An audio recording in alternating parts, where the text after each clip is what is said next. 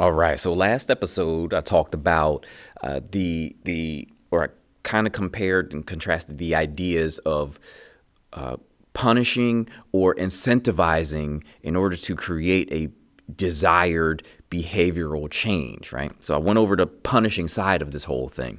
And, and I said this from the start of, that segment, the last episode, that ultimately you want to do both, but there's a way you want to do both, right? So let's jump into the incentivizing portion of it. What is it? What do I mean by incentivizing, right? And how does that apply to any behavioral change, right? So what incentivizing does is it involves offering rewards or benefits to encourage desirable behaviors, right? It's slightly different than just a pure positive reinforcement relationship, right? So you have a behavior, right? Positive reinforcement comes on the back end that says that this behavior is good in efforts to hopefully produce more of that behavior. What incentivizing does is it gets to before the behavior, so it gives the motivation to do the behavior, and then it cap ends it with the positive reinforcement for doing it. That's the incentive, right? So let me break that down a little bit more. I'll give you an example, right? My job wants me to be a better employee, right? They want me to get this certain project done and get it done well. So they'll offer an additional 2% on my bonus if I get this particular project done, right? I'm not saying the companies do this, but I mean, maybe they do. But here's just a basic example. My company will offer me an extra 2% bonus if I get this project done at a particular time, maybe before the end of the year. Okay. So as opposed to just me getting the project done at the end of the year. So like, let's just say without the incentive, I get the project done and they say, good job, and you get recognized for it. That's positive reinforcement. But if they tell me beforehand, hey, listen, we'll get you an extra 2% on your bonus if you get this thing done before the end of the year, now I have my incentive to do it, right? So the incentive essentially is the motivation to go do that particular thing, or to act out that desirable behavior. Okay, so it all depends on how much of a nudge a person or a people need in order to perform those desirable behaviors, right?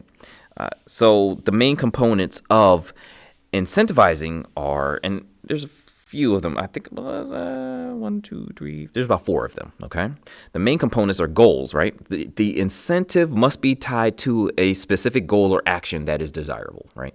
I'm using that word a lot, apparently. Desirable. It has to be, right? So it has to be clear, right? So, but that goes into my fourth one. So let me not jump ahead, right? So it also has to have some value. So you can't just say, hey, look, I'm going to offer you a good job and a thumbs up for getting this project done, for breaking your neck and getting this project done before the end of the year. To some people, that good job is not valuable at all. But you have a monetary, bonus or something like that, a monetary reward, that's valuable, and that would, cause them to change or to get that thing done, right? So the incentive has to be of some value to the person or the people that you're asking the behavioral change from, okay? And you even take this into the classroom. Like you want your kids to pay attention. Well, if you're going to go the way of incentivizing them to pay attention, well, what do they get on the back end of this? It has to be valuable to them, right? And you can't say like, hey, you get a brand new car, because kids don't drive. right? Like it won't. And maybe some kids will be like, "Oh, look, I could take that car and sell it, so whatever." But that's different. But it's just like you have to offer them something. Like you can't say, "I'm gonna offer you a 2% bonus on what you make" to the kid because they don't make anything, right? So it has to be of value to that person, and that's another key point, right? Where I kind of went over it when I was talking about the punishment side of this whole thing. It has to be almost individual, like it has to be custom to the individual, right? So I explain that when dealing with punishment, because certain people will react certain ways to different types of punishment. It's the same thing with incentivizing, right? So different people will respond different ways, or they have different motivations, or they have different things that they value. So you would have to basically offer different incentives to get them to respond the way that is desirable, right? So in this instance, it has to be valuable to that person. It has to be a decent timing as well, right?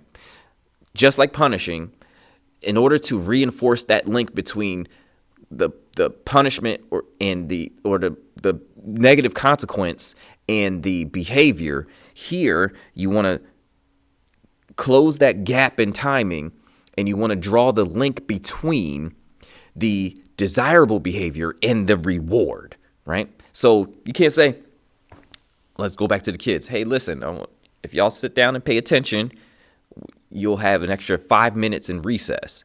First of all, that's valuable to them, right? If they still do recess, don't get me started on that. But let's just run with the example. They'll get an extra 5 minutes in recess, an extra 5 minutes of playtime, or an extra 5 minutes of friend time, or whatever it is. That's valuable to them. And it's like, and there's a specific like goal there. So it's like, okay, we pay attention, and you can't say, hey, you know what? Y'all did pay attention, but I'm going to give you that 5 minutes of recess time next school year. That's not going to work. It's not going to work. It's just like, what? Wait, and then that automatically right off the bat builds up resentment and distrust. So, take that small example. See our government.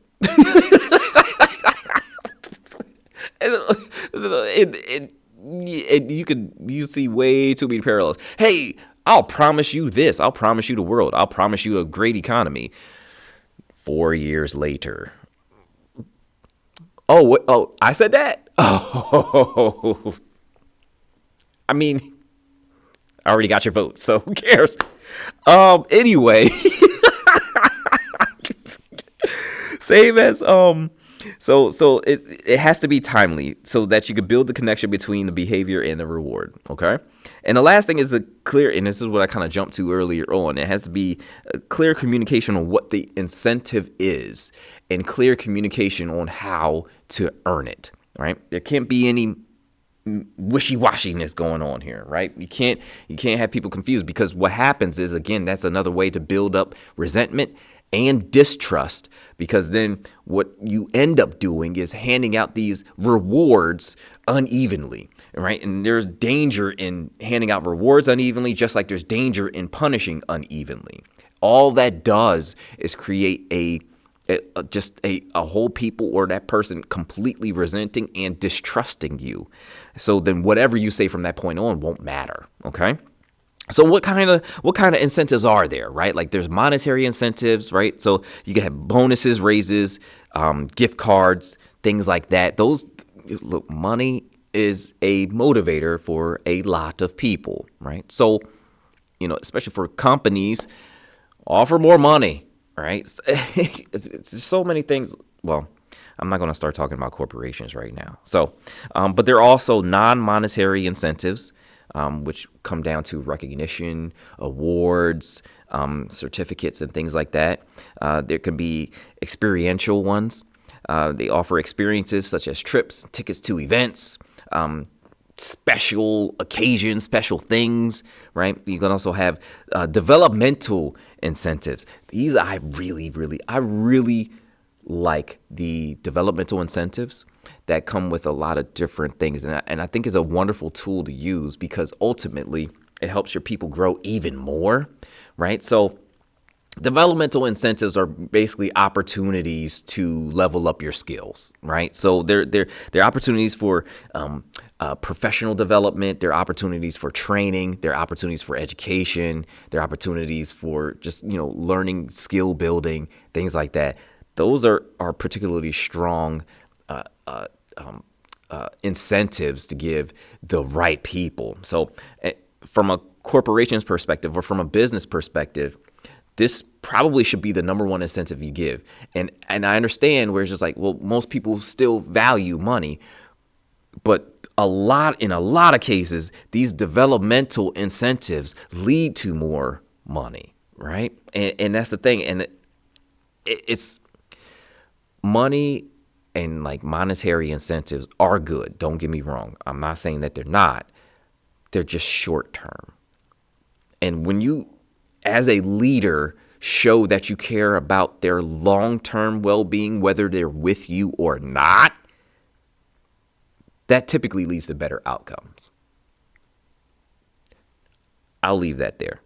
So, what are the strategies that you, or what some strategies you can use in terms of incentivizing, good behavior, incentivizing a person or people to, do these desirable behaviors, right? So again, it has to be clear, it has to be defined. You could tailor each incentive to the person or people, right? That's good. That also, you kind of have to do that a little bit for it to be valuable to them. Again, it has to be timely. Don't forget that. You have to be consistent. That's another one. You have to maintain a consistent approach when going after these incentives, right? When trying to apply these incentives, or we're trying to encourage positive, good behavior, right? You have to be consistent. You have to be consistent all across the board for everyone, all the time, right? And if you happen to slip up, it's not the end of the world, but admit that you did. Admit that you were wrong. So now there's a little bit of accountability that comes in with proper incentivizing. There's actually a little bit of accountability that comes into play when dealing with punishing or incentivizing altogether, right? Because one of the worst ways to lose credibility, one of the worst ways to build up resentment and to build up distrust in the person or the people that you are trying to lead is by not holding yourself accountable for when you do slip up. Now, this might be a little bit of a tangent, but accountability is so important in the proper, in being consistent with punishing and being consistent with incentivizing. That it's just like, if you messed up, if you slipped up, it's your fault. Say it is. And then make it better. And if you can't make it better, at the very least, you should at least point like, hey, no, that was on me. As a leader, that's on me.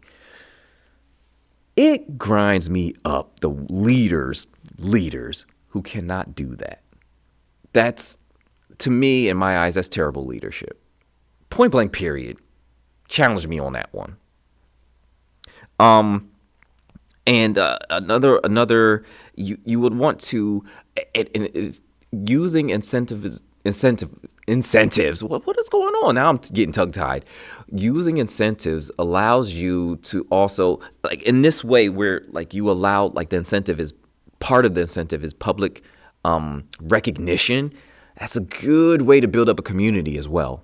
That's a good way to build up a community in this form of, it's the opposite of distrust, basically.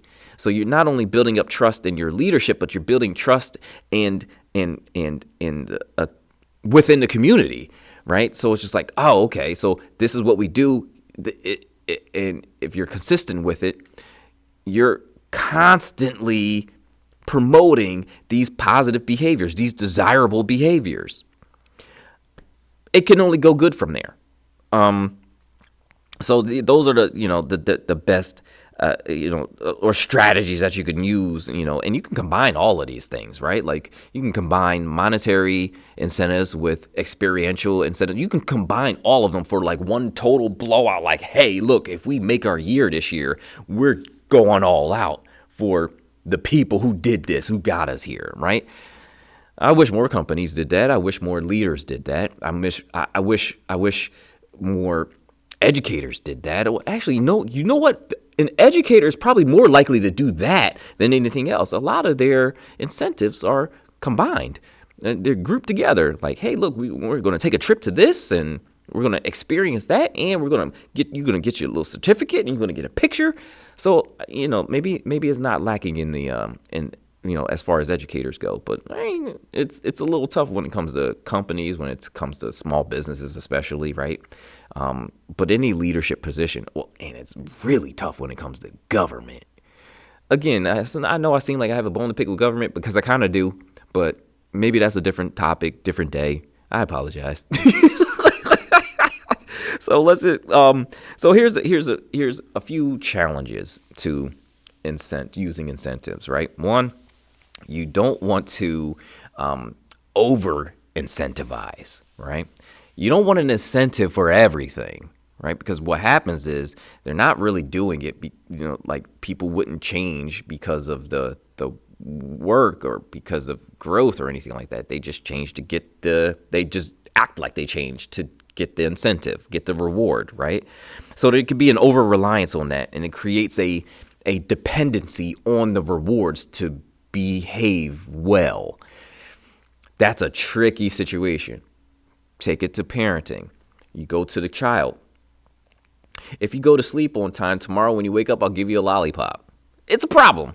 Right off the bat, that's a problem. But they go to bed on time, and then they get that lollipop.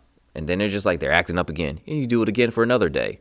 They will get used to that process, right? And they will only go to bed on time with the understanding that they'll get that lollipop in the morning. The moment they don't, guess what? It's going to be ridiculous come bedtime that night, right? But there's an example. You don't want to overly rely on the incentive to get that behavior to change, okay? Another one is sustainability, right? It's hard because you have... and this is kind of like a corporation problem. You have to be able to sustain these incentives over the long term, right? And because the further out you go, the harder it is, obviously, because there's a greater risk for you to lose all the credibility, you lose all the trust, and you lose all of that goodwill, so to speak, right? And then people will look at you as a bad operator, as a leader, and that's one of the worst things that you can have happen. You want to be mindful of this word kind of drives me crazy, but for different reasons. But you want to be mindful of equally applying the incentives, just like how you would want to be mindful of equally applying punishment, right? So you don't want to punish one person one way and different than another person who did the same thing. You also don't want to incentivize one person one way, even though or different than another person, even though they both did the same thing. That's another way to build up distrust and resentment. Now, that's also a way to build up distrust and resentment in the leader, but it's also a way to build up distrust and resentment within the community itself. And you don't want that, right? So here's what we have: a few advantages of incentivizing. And I think I went over a bunch of them already, but I'll go over them again, right? So one is a big motivation boost. Especially if you're talking about people who are in the corporate world and it's like, hey, you get an extra 2% on your bonus. I'll take that. All right. What you need me to do. Right. But not everybody's in their job currently for money solely. Right. Some people would want that experience. Right. So either way, it provides a motivation boost. Right. And that's really all it is. But be mindful, and I'm gonna get into the disadvantages a little bit later. But I wanna put a pin in this part here, where it's like just be mindful of how you use the incentives, in a sense that you have to understand that motivation is almost always short-lived. Okay, once motivation runs out, you're going to need something else to continue on. I mean, listen, let's just go to workouts here, right? Let's go to fitness. Let's go to your health. There are plenty of people who just simply do not have the motivation to go to the gym or to go work out or to go get that bike or whatever it may be. There's a lot of people without that motivation. And there are even more people, because it happens every year. We're coming up on the end of the year here. The beginning of next year, there's all these people going to the gyms, and I cheer them on every year. But by the time we get to April, what, about 30% is left? So it's just like, it's tough because they run out of that motivation. And usually that's how long it takes before people are just like, this is not sustainable, right? While you have the motivation, and this is an aside, this is another quick tip here. While you have the motivation, while as a leader, you have motivated people, build up the practices that build up discipline. Now, as a leader, that's the way you should be leading. Because ultimately, that motivation is going to run out, right? So, back into it, motivation is an advantage of using incentives, right? Another one, it typically builds up, it fosters a positive environment, right? Because everybody, whether that's a group or the person, they're going for that. They're aiming at that desirable behavior. They're trying to achieve this particular thing, and it's usually something that's desirable or building or something that has to do with growth. So it tends to be a positive experience, a positive thing, right? Increased productivity, right? As a leader, you'll get more. So like as an educator, you get more from your kids. Right. Like, and not even just more, but better quality stuff from your kids. Right. Because they're locked in. They're locked in on what you're trying to teach them. Right. But you get more from your kids. As a policymaker, you get more from your people. You get more from the people. Right. As a business owner, you get more from your people. As a corporation owner or whatever it is, like you get more from all of your employees. Right. So it's just like it increases productivity. And it also helps with retention. It also helps with keeping people active and helps keep people involved with you in a way. Basically, it keeps people following. It keeps people lining up with you because they see the vision and they understand what's going on and they're going with you. Wherever you lead them, they're with you. That's that's an advantage of incentives, okay? And there's one more advantage that I have to think over a little bit more. But I heard somebody say one time that it encourages healthy competition. And I guess it does. Now that I think about it, now that I said it out loud, I guess it does encourage healthy competition, right? Especially if you set it up in a way where it's just like, hey, look, there's only one person that's going to get this, and everybody's working towards this particular goal, and one person gets it, and it's just like, oh, I'm going to be the next one to get it, though. So I could see, people trying to compete with people and who can do better or who can do this desirable behavior better or more or what have you. So I could see that. And so there's, those are some advantages to incentivizing, right? Now, what are some disadvantages? Well, first and foremost, again, you risk the over-reliance. I talked about that already. Potential, here we go again, potential inequity, right? And I kind of talked about that as well. But it's just one of those things, if it's not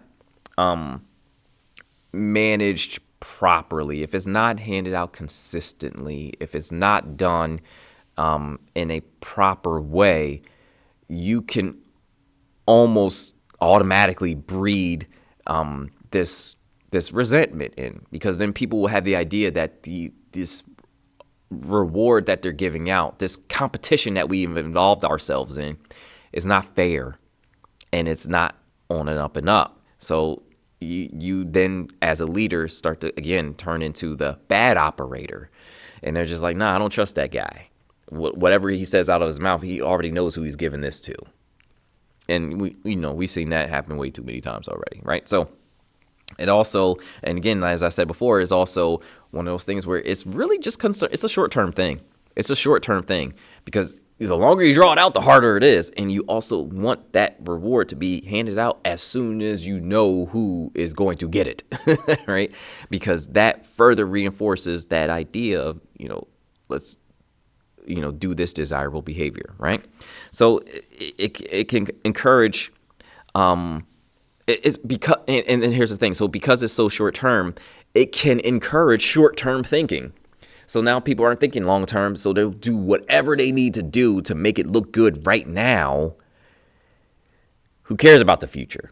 And that is, that could be a big problem, right? It's just like, let me, and equate that to what happens on the punishment side, where it's just like, I'm just going to act like I'm all good around this person. And it's just a short-term thing, but no real change has been made. On the incentivizing side, you have things that person will do whatever they need to do to make it look like they did what they needed to do so they could get that reward. And then it's just like, okay, got it. Good. Got that extra money.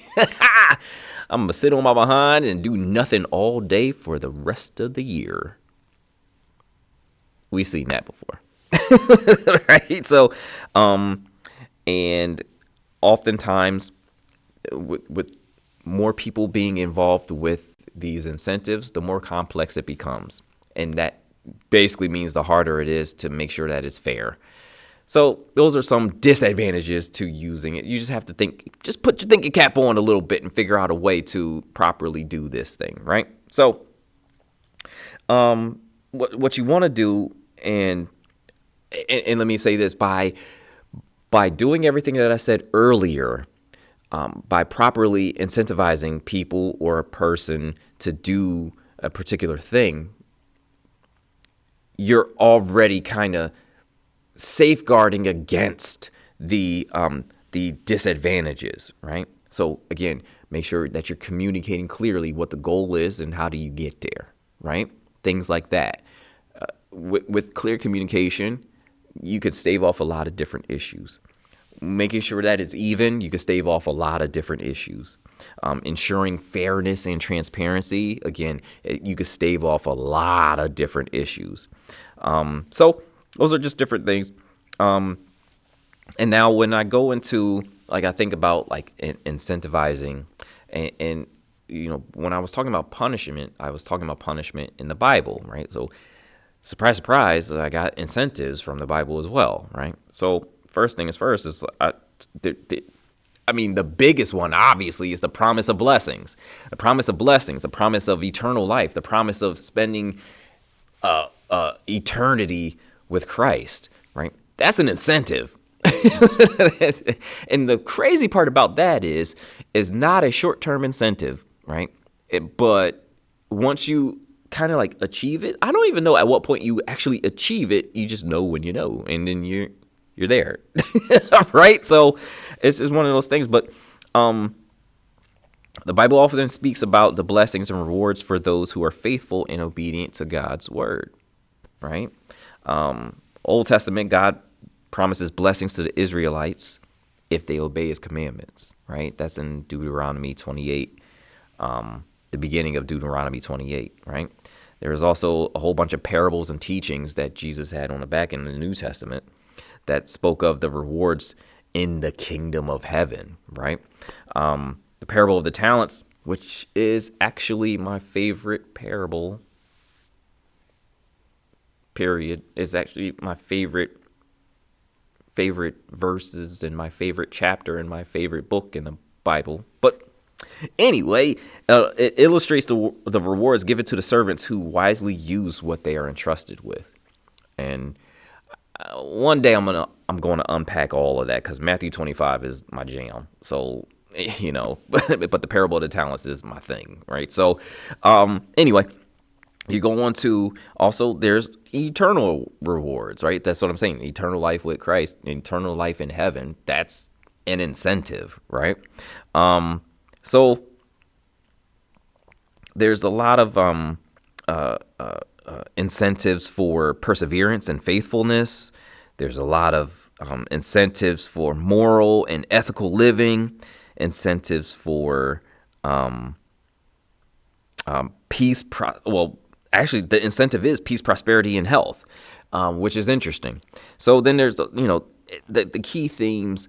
The key themes of incentivizing in the Bible really center around those things, right? Faithfulness and obedience, stewardship, perseverance and endurance, righteous living. You handle all of those, and those are basically what we are. Those are the desirable behaviors that'll lead to the incentives of eternal life, blessings and good health and things like that, peace and prosperity. Ultimately though, and that's incentivizing, right? So we went over punishment, we went over the incentives, and I said that you will need to use both in order to be a complete leader, a good leader. You will need both, right? Because what people need to understand is that they need to understand the boundaries that are created with punishment, but they also need the boost to figure out, or the boost to proceed on, and that's given in the incentives, right? And they often go back and forth in a lot of different instances, in a lot of different ways.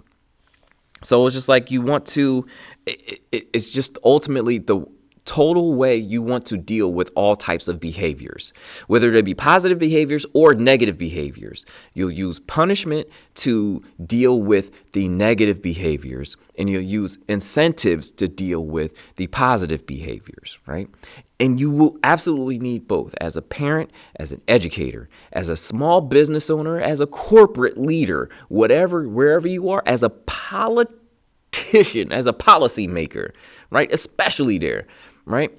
You will need both of those, and you will need to use both of those in almost in harmony, right? In balance, right? That's the one big thing with both of them. Individually, they need to be balanced, but when you're using them together, they need to be balanced as well. You can't over-punish. You can't under-incentivize, right? That's how you lead a people, or that's how you lead a person to becoming better, right? To becoming a better version of them, right? And ultimately, as a leader, that's what your number one concern should be. The people you are leading. Okay? Well, listen. This was fun. Let's wrap this one up, all right? So if you like this segment, here's another one for you. Click over here. And if you want the entire podcast, go this way. Click on that one right there. And once again, I appreciate you. All right, you take it easy.